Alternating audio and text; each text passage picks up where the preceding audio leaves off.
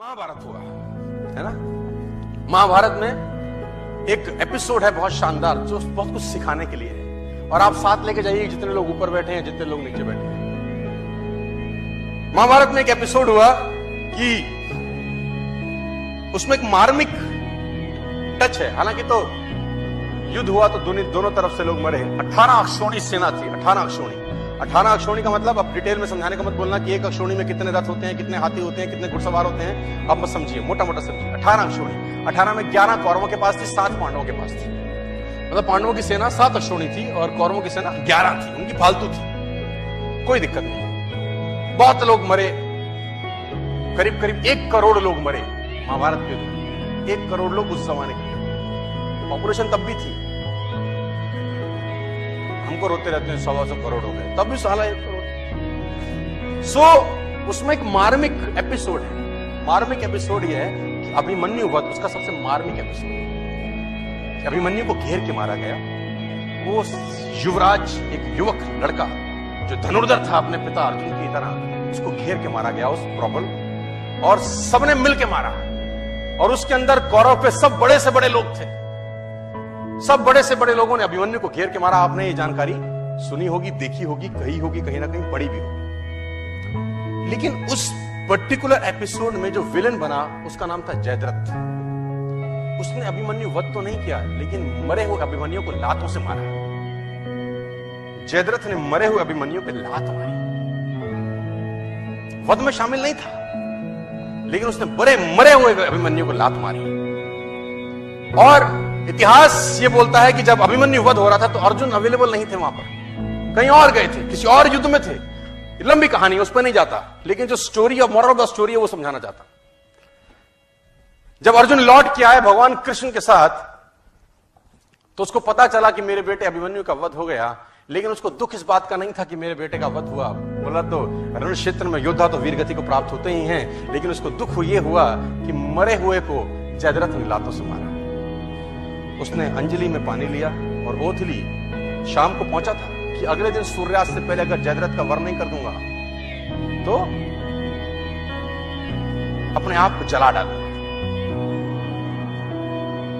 अग्नि में अपने शरीर को समर्पित कर दूंगा अगर अगले दिन सूर्यास्त से पहले जयद्रथ को नहीं मारा मैंने। अब जैसे ही उसने ये घोषणा करी, एक गोल रखा, एक टारगेट रखा, दोनों सेनाओं में हड़कंप मच गया। कौरव प्रसन्न हुए और पांडव उदास। कौरव इसलिए प्रसन्न हुए कि एक दिन बचाना है बस जयद्रथ को। अगर एक दिन बचा लिया, अर्जुन मरा, खेल समाप्त हो जाएगा, क्योंकि मेन प्लेयर यही है। मेन प्लेयर तो वही था ना। और पांडव इसलिए परेशान हुए कि ये क्या कर बैठा, एक दिन न ढूंढ सके तो क्या होगा। अर्जुन गया तो खेल गया। और धर्म युद्ध था, तो शाम को संध्या के बाद जब सूर्यास्त हो जाता था तो युद्ध नहीं करते थे। अगले दिन जैसे ही सूर्य उदय हुआ, युद्ध की भेड़ी बजी और उस भेड़ी के अंदर अर्जुन और कृष्ण ढूंढने लगे जयद्रथ को। और कौरव भी कोई छोटे मोटे तो थे नहीं, भगवानों से लड़ रहे थे, तो कुछ ना कुछ तो उनमें भी टैलेंट रहा होगा। उन्होंने जयद्रथ को छुपा लिया। उनका एक ही काम था कि सूर्यास्त से पहले जयद्रथ को छुपा लो बस। और दिन चढ़ने लगा, सांसें चढ़ने लगी, और जैसे जैसे दिन निकलता रहा कौरव और प्रसन्न होते गए और पांडव और उदास।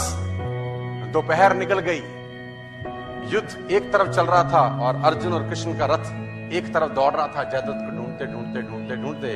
और आखिरकार वो समय आया जब सूर्यास्त होने को ही था और जयद्रथ अर्जुन को नहीं मिला।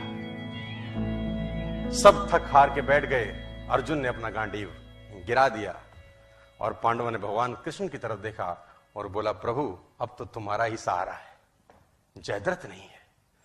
भगवान ने बोला, कुछ नहीं, करता हूं। बोला, जयद्रथ कहां से लाओगे। भगवान ने जयद्रथ तो नहीं लाए। उन्होंने क्या किया, माया रची और बादलों को आदेश दिया और उन्होंने सूरज को ढक दिया। तो उन्होंने बोला, ये क्या करते हो। भगवान कृष्ण का जवाब सुनिए, साथ लेके जाइए। बोला, माहौल बनाता हूं। क्या बोले, विनिंग एटमॉस्फेयर। बोले, माहौल बनाता हूं। और जैसे ही बादल सूरज के सामने आए, सूरज छुप गया और उन नालायकों को लगा कि सूर्यास्त हो गया।